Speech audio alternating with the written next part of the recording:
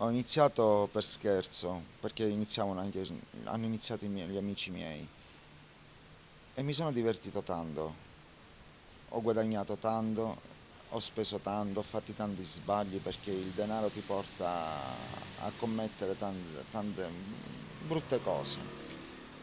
Ho smesso per ora e spero per tanto tempo, per sempre spero. Ho smesso perché essere toccato spesso da persone che non provi niente,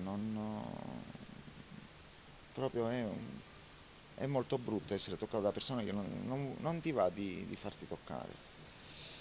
E grazie a Sabrina che è venuta al tour che noi, anche a Gaetano Russo che organizza questi tour per San Berillo, che facciamo vedere, raccontiamo più che altro, e facciamo vedere i palazzi e la vita come si svolgeva tanti anni fa quando c'erano le case aperte.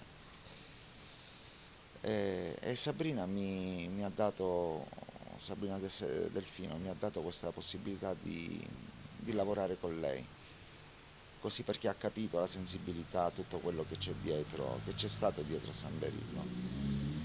Mi fa lavorare da lei e io spero di anche se non ho lasciato più San Berillo, io continuo a frequentare San Berillo, le prostitute, i travestiti, perché sono uno di loro, anche se io non faccio più quello che facevo un tempo, sono sempre uno di loro. E- ed è un peccato cioè, lasciarli andare, perché sono persone veramente che hanno un passato, un'anima.